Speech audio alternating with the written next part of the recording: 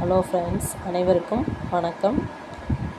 இப்போ நம்ம என்ன பார்க்க போகிறோம் இந்த வீடியோவில் அப்படின்னா, இந்த புக்கும் இதில் இருக்கக்கூடிய கதைகளும் தான் நம்ம பார்க்க போகிறோம். ஒரு தாத்தாவும் எருமையும் அப்படின்ற அந்த தலைப்பில் தான் இந்த கதை வந்து அமைஞ்சிருக்கு. இதை எழுதுனது யாருன்னு பார்த்தீங்கன்னா ரைட்டர் பாமா மேடம். இது ஒரு கதை மட்டும் கிடையாது, இது ரியலாக நடந்த ஒரு ஸ்டோரின்னு கூட நம்ம சொல்லிக்கலாம். சும்மா நடக்காத ஒரு கற்பனை கதை அப்படின்லாம் கிடையாது, உண்மையிலே நடந்த ஒரு கதையை பற்றி தான் இதில் கொடுத்துருக்குது. சிறுகதைகள் அப்படின்னு கொடுத்துருக்காங்க. இதோட ஃபஸ்ட்டு, எனக்கு என்னோடய மனம் கவர்ந்த ஒரு ரைட்டர் அப்படின்னா இதான். எனக்கு புக் படிக்கிற ஹேபிட்டே கிடையாது, புக்கு படிக்கிறதே எனக்கு அந்தளவுக்கு இன்ட்ரெஸ்ட் இல்லை.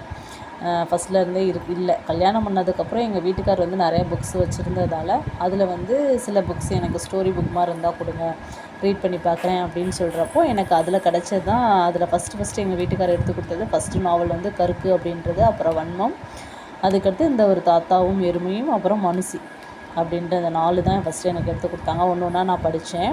அதில் எனக்கு ரொம்ப ரொம்ப பிடிச்சது பாமா மேடம் எழுதுனது தான். அது இந்த மாதிரி ஸ்டோரிஸ் அவங்க எழுதுன இந்த 4மே எனக்கு ரொம்ப பிடிச்சது. அதில் தான் இன்றைக்கி இந்த புக்கில் உள்ள ஃபஸ்ட்டு ஒரு ஸ்மால் பார்ட்டாக நம்ம இந்த கதையை பார்ப்போம் என்ன இருக்குது அப்படின்னு சொல்லிட்டு.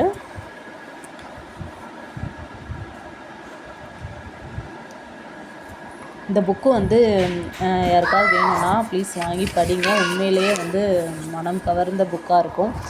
ஸ்லாங் அப்படியே அந்த ஊர் ஸ்லாங்காகவே இருக்கும், ரொம்பவே நல்லாயிருக்கும்.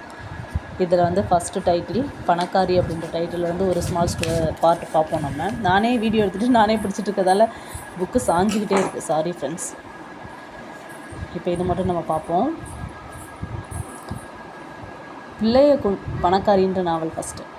பிள்ளையை கொண்டுக்கிட்டு வேலைக்கு வரக்கூடாதுன்னு முதலாளி ஐயா சத்தம் போடுறாரு. பாலுக்குடி மறக்காத பச்சை மண்ணை எங்கே விட்டுட்டு போகிறது? விடிஞ்சு கோழி கூப்பிட்ற நேரத்தில் புலம்பிக்கிட்டே சாணியை கரைச்சி விருட்டுன்னு வாச தொளிச்சா காளியம்மா. பச்சை புள்ள ஐயா என்னன்னு விட்டுட்டு வர்றதுன்னு கேட்டதுக்கு, ஓ மகா மூத்தவளை பிள்ளை தூக்க வர சொல்லு, அவள் என்னத்தை படித்து கிழிக்க போகிறான்னு ஈவி இறக்கம் இல்லாமல் சொல்கிறாரு முதலாளி. சொல்லிக்கிட்டே குடத்தையும் பானையையும் தூக்கிக்கிட்டு விறுவிறுன்னு தெருக்குழாயில் தண்ணி பிடிக்க ஓடினான். எந்த மாராசனோ இப்படி தெருவுக்கு கொலாவி போட்டு தண்ணி இழுத்துட்டாக, இல்லைன்னா கிணத்துல வாளியை போட்டு மங்குன்னு வெளாவலிக்கு தண்ணி இழுக்கணும். தலையில் பானையும் இடுப்பில் குடமும் தூக்கிட்டு 4 இடத்துல வீட்டுக்கு வந்த காளியம்மா. என்ன நீயும் ஒம்பாட்டுக்கு வேலைக்கு கிளம்பிட்ட, கைப்பிள்ளைய எங்கே விட்டுட்டு போகிறது? முதலாளி ஐயா சொல்கிறாப்புல ராமாய பிள்ளை எடுக்க கூப்பிட்டு போவோமா? புருஷனை பார்த்து கேட்கவும் முத்துக்கருப்பண்ண பதிலுக்கு சொன்னார், ராமாயி படிக்கட்டும் தா, அவளை எப்பாடுபட்டாச்சும் படிக்க வைக்கணும்னு நான் இருக்கேன்.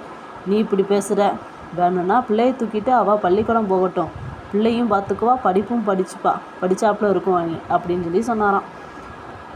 அதுவும் சரிதான், ஏண்டி ராமாயி பிள்ளைய பார்த்துக்கோ, மதியத்துக்கு சத்துணவு போடுவாங்கள்ல, தம்பிக்கும் ஊட்டிட்டு நீயும் சாப்பிடு, இந்தா 10 பைசா எதுக்கும் கையில் வச்சுக்கோ அப்படின்னு அவங்க அம்மா கொடுத்துருக்காங்க. அதுக்கப்புறம் அவன் அழுதாம்னா பிஸ்கத்து ஏதாச்சும் வாங்கி கொடு, சூதானமாக பார்த்துக்கணும், நானும் உங்கள் அப்பனும் வெள்ளனத்தில் வந்துடுவோம், கூழை குடிச்சிட்டு பள்ளிக்கூடத்துக்கு போ, எங்களுக்கு நேரமாயிட்டே போகுது அப்படின்னு சொல்லிட்டு அவங்க வேலைக்கு கிளம்பிட்டாங்க. 8 வயது ராமாயிக்கு பள்ளிக்கூடம் போகவே பிடிக்கல.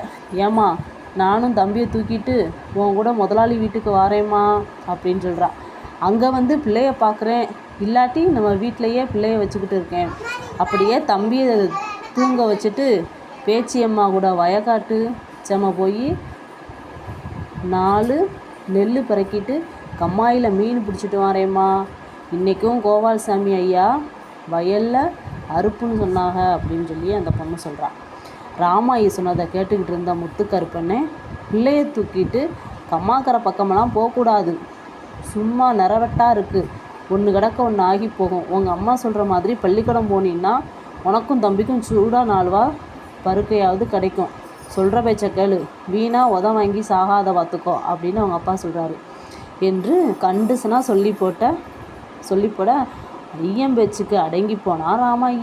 ஊழ குடிச்சிட்டு தம்பி கருப்பசாமியை இடுப்பில் தூக்கிக்கிட்டு கையில் சாப்பாட்டு தட்டையும் எடுத்துக்கிட்டு அம்மா கொடுத்த 10 பைசாவையும் மறக்காமல் எடுத்துக்கிட்டு பாவாடையில் சொருகிக்கிட்டு பள்ளிக்கூடம் போனார் ராமாயி. காளியம்மாளும் முத்துக்கருப்பனும் முதலாளி வீட்டை பார்த்து வேலைக்கு போனாங்க. விடிய காலம் போகிறவங்க மசங்கின பிறகு தான் வீட்டுக்கு வருவாங்க. முதலாளியோட வீட்லேயும் வயக்காட்டிலையும் வருஷம் பூரா உழைச்சிட்டு அதுக்கு கூலியாக தினமும் முதலாளி வீட்டில் மிஞ்சிற பழைய சோறும் அறுப்பு காலத்தில் 2 மூட்டை நெல்லும் வாங்கிடுவாங்க. ராமாயி தான் புள்ள. அவளுக்கு நேராக இளையவன் தான் கருப்பசாமி. ராமாயிக்கு பிறகு பிள்ளை நிற்காமலே போய் 8 வருஷத்துக்கு பிறகு இவன் பிறந்திருக்கான். பள்ளிக்கூடத்தில் போய் தம்பியை பக்கத்தில் உட்கார வச்சுட்டு வாத்தியார் 1 2ன்னு சொல்லி கொடுத்தத திரும்பி சொல்லிக்கிட்டு இருந்தா ராமாயி. பக்கத்தில் உட்காந்துருந்த சீனியம்மா, ஏத்தா ராமாயி உன் தம்பி வெளிக்கு இருந்துட்டான் அப்படின்னு சொல்லியிருக்கா. சார், ராமாயி அவங்க தம்பி வெளிக்கு இருந்துட்டான் அப்படின்னு சொன்ன உடனே சார் சின்ன பிள்ளைலாம் எதுக்கு தூக்கிட்டு வர அப்படின்னு சொல்லியிருக்காரு. வாத்தியார் உடனே சொன்னாராம், மூக்கை பிடிச்சிக்கிட்டாரு, பச்சை பிள்ளைகளை பள்ளிக்கூடத்துக்கு கொண்டாடக்கூடாது, வெளியே தூக்கிட்டு போ அப்படின்னு சொன்னாராம். அப்புறம் அதட்டவும் ராமாயி தம்பியை தூக்கிட்டு போய் வெளியே உட்கார வச்சுட்டு மண்ணல்லியாந்து போட்டு சுத்தப்படுத்தியிருக்கா.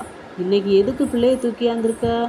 வாத்தியார் கோவமாக கேட்கவும், எங்கள் ஐயனும் அம்மையும் வேலைக்கு போயிட்டாங்க சாரு.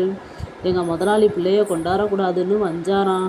அதுதான் எங்கள் அம்மா என்னையை தூக்கிட்டு போய் சொல்லிட்டா அப்படின்னு ராமாயி பயந்துக்கிட்டே சாப்பிட்டு சொல்லியிருக்கா. அதுக்காக பள்ளிக்கூடத்துக்கு தூக்கியாந்து இங்கே பேண்டு பள்ளிக்கூடத்தை நாத்தம் எடுக்க வைக்கணுமா?